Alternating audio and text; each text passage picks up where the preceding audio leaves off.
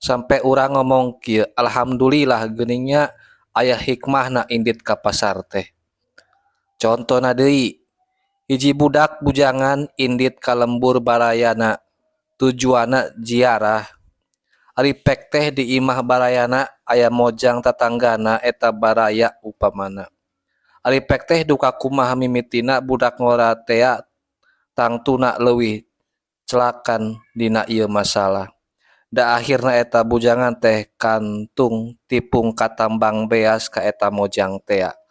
Cek eta bujangan alhamdulillah geuning aya hikmahna ngoloyong ka baraya teh keur mah uing teh seuseut payu di lembur mah. Naha ari ieu ujug-ujug kiriwil bae cek nu nguseup tea mah. Banding eta mojang teh teu nyahueun modalna meureun. Tah tina dua contoh eta ku urang kapaham bedana ngaran tujuan jeung hikmah. Ari tujuan mah anu ngahudangkeun urang kana indit ka pasar nyaeta balanja. Ari panggih jeung eta jalma mah apan teu aya tujuan ti imahna, tapi ieu ngan sakadar beda tujuan jeung hikmah nisbat di urang bangsa manusia. Henteu dipisan-pisan hikmah di Allah sarua jeung hikmah di bangsa manusia. Sabab piraku atawa pamohalan Gusti Allah ngadamel jin jeung manusia teu uninga kana hikmahna. Sakali deui panulis ngagambarkeun tujuan beda jeung hikmah teh ngan sakadar supaya kaharti ku anu can ngarti.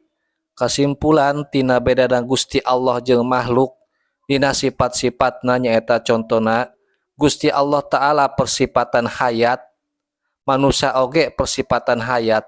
Tapi hayatna Allah jeung hayatna manusia eta beda. Hirupna manusia sabab roh, hirupna Allah lain ku roh, jeung deui hayatna Allah teu aya mimitina, teu aya tungtungna. Ari hirupna manusia aya mimitina, aya tungtungna.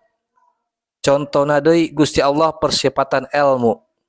Manusia oge persifatan ilmu. Ari ilmu manusia mah hasil tina ikhtiar bari anyar. Ari ilmu na Gusti Allah mah lain menang ngasab jeung teu aya mimitina jeung saterusna.